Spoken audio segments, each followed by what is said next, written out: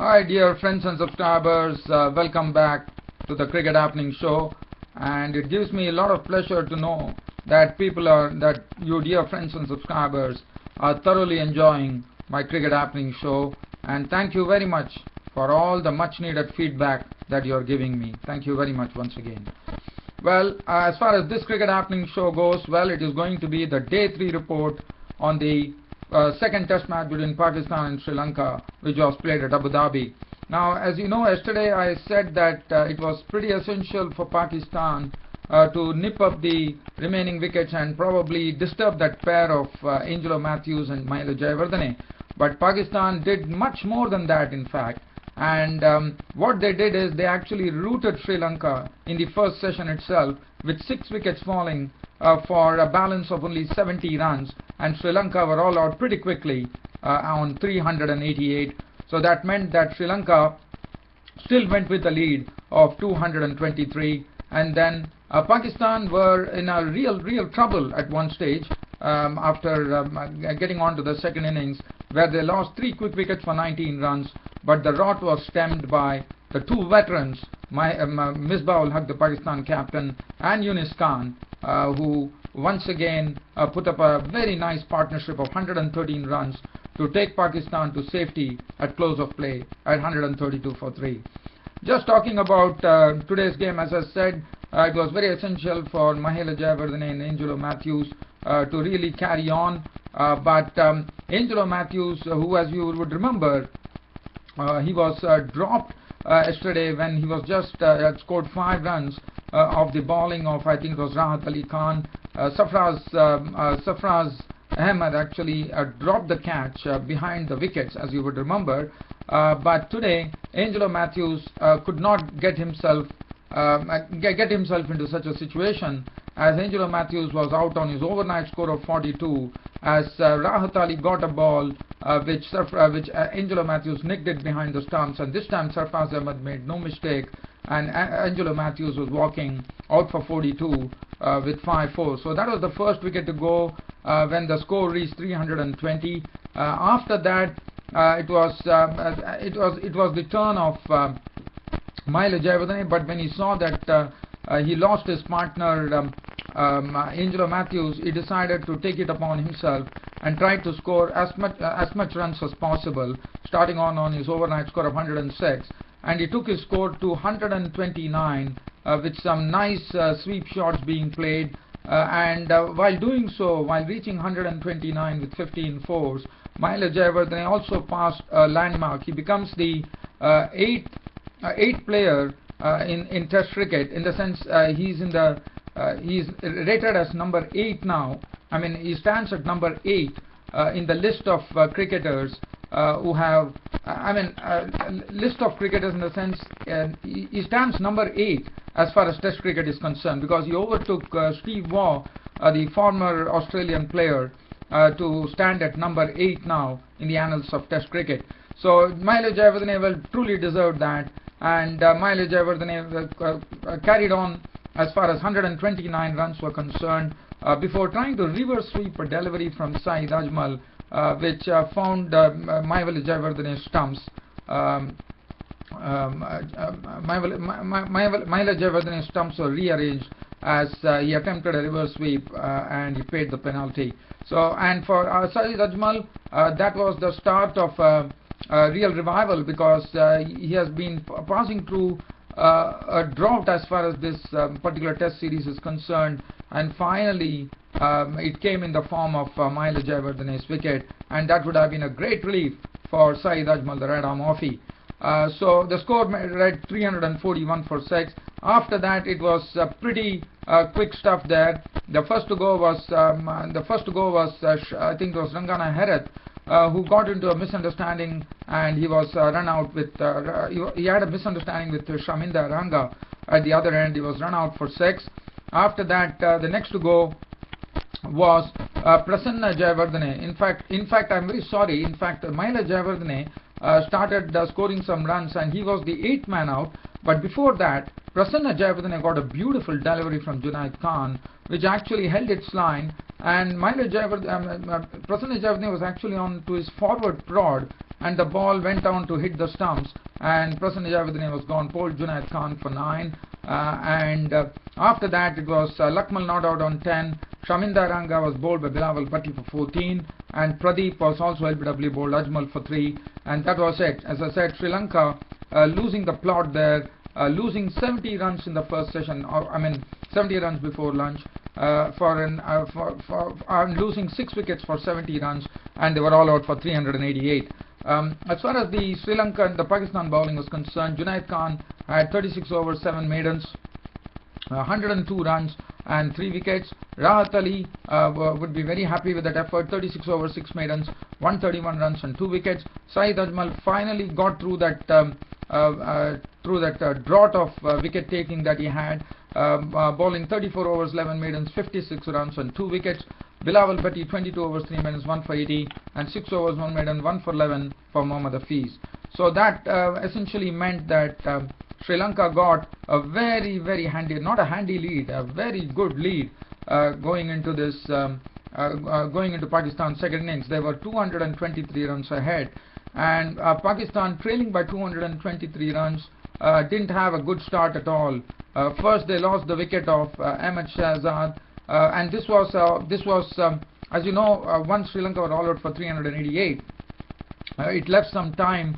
As far as lunch was concerned, some 3 overs were possible, and it was a smart move by the Sri Lankan skipper Angelo Matthews, who gave the last over before lunch to Rangana Herath, the left-arm spinner, and Rangana Herath, the left-arm spinner, really obliged his skipper by getting the wicket of Ahmed Shahzad. And Ahmed Shahzad was gone. I think it was trying to sweep a delivery and was caught by Prasanna Jayawardene behind the stumps of Herath for 9. So that was the first wicket to go. So that made it 11 for 1.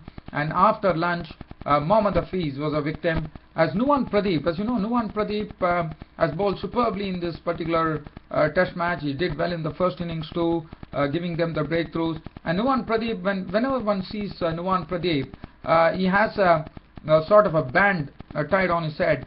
And only one, I can remember only one Sri Lankan player of yesteryear who used to tie a band and bowl, and his name is Ramesh Ratnayake. He had a slinging action.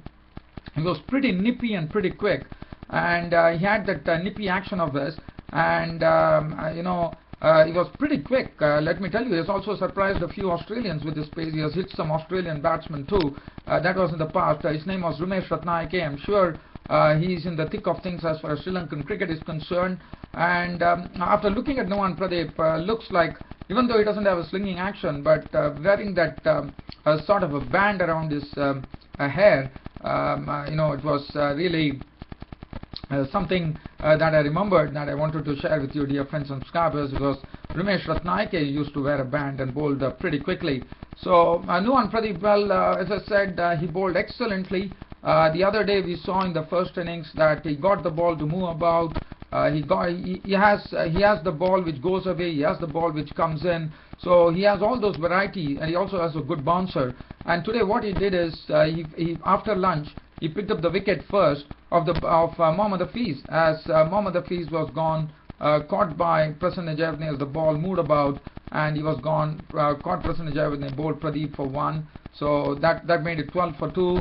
And then Khurram Manzoor, who was the highest scorer with 74 runs in the first innings, this time couldn't stay there long, as Khurram Manzoor also edged of the bowling of Pradeep, caught by Prasanna Jayawardene. So Prasanna Jayawardene, the wicketkeeper from Sri Lanka, had a hand behind the stumps 3 times in all the 3 dismissals that happened, and suddenly Pakistan were in absolute trouble. 223 runs trailing.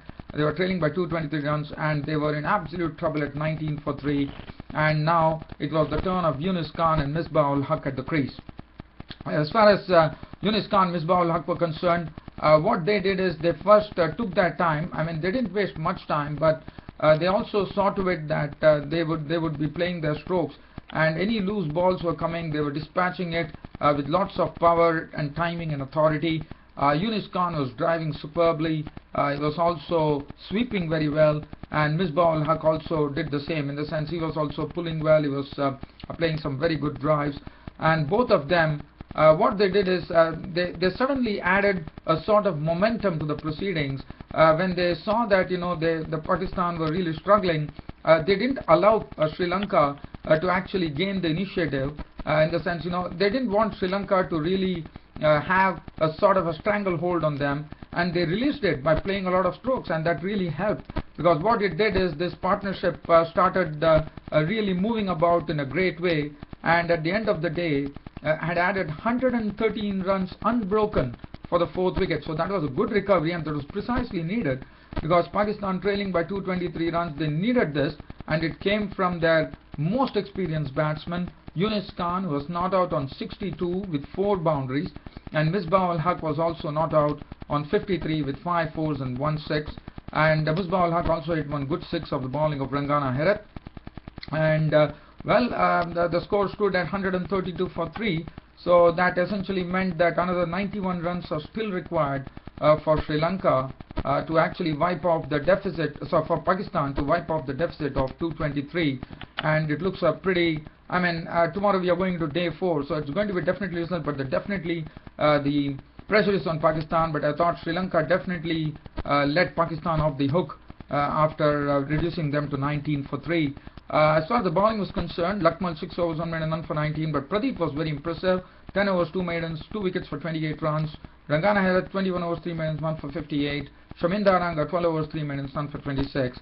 But as far as the day 4 is concerned, what Pakistan need to do, as I said, this pair has to really carry on. In fact, these two have to stay there till such time they clear the 223 runs deficit, and then expect the other Pakistani batsmen who are waiting in the wings, like Asad Shafiq, Sarfraz Ahmed and Bilawal Bhatti, to come in and join the action and get some useful runs. But in fact, I would say that looking at the way the innings have been going, I would rather say that Younis Khan and Misbah-ul-Haq not only has to stay till the deficit is wiped out, but in fact they have to go to they have to go and put up a mammoth partnership, because one can't really rely on Asad Shafiq, Sarfraz Ahmed and Bilawal Bhatti to deliver the goods, because Asad Shafiq, yes, he's definitely a frontline batsman, but one does not know what he is doing. But as far as Younis Khan Misbah-ul-Haq is concerned, for me,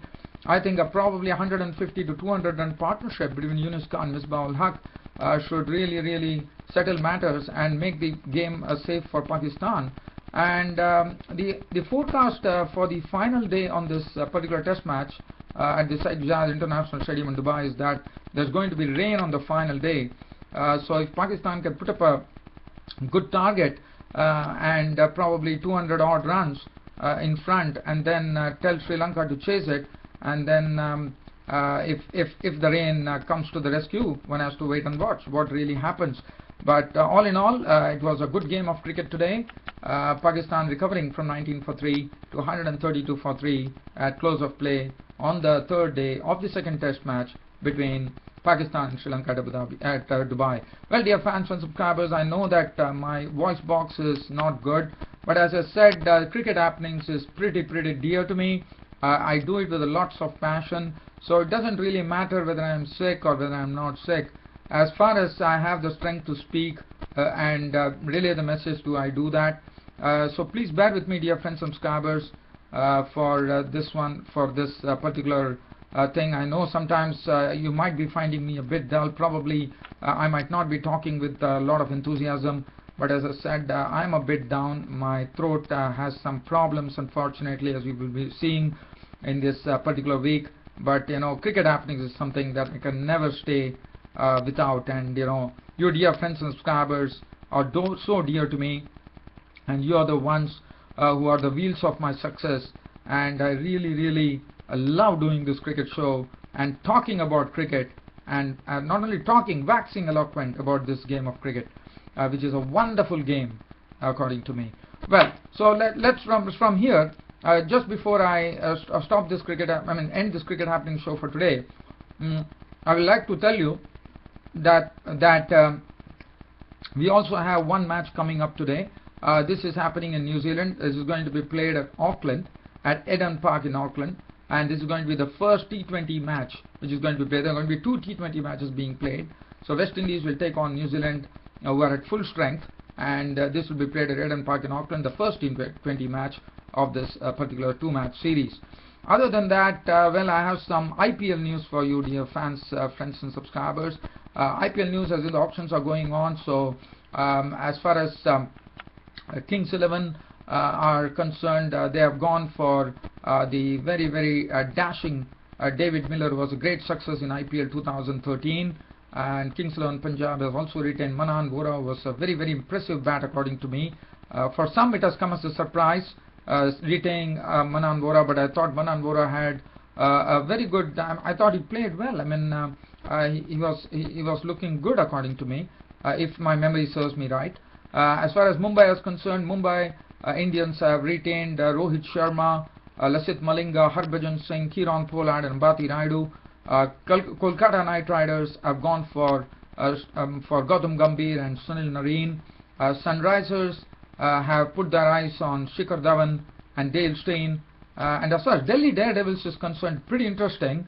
There has been no retentions as far as Delhi Daredevils is concerned. So it really comes as a surprise that even Virendra Sehwag, the captain of Delhi Daredevils, has not got a look in. So that comes as a real surprise for me. Well, dear fans, friends, subscribers, on this note, I have to end my cricket show for today. Thanks for your continuous company to this cricket show. And as I said, the response is superb. I am really enjoying doing this cricket show. As I said, I'm getting good feedback. I'm getting positive feedback. I'm getting constructive feedback. And well, I'm really enjoying this cricket show as much as you are doing, dear fans and subscribers. And if any fans are watching this cricket show probably for the first time, I'd like to let you know this subscription is absolutely free. Please join on as one of my subscribers. Thanks for your company and thanks for watching Cricket Happenings. Your host Ram would like to end the show for today saying goodbye. Thank you.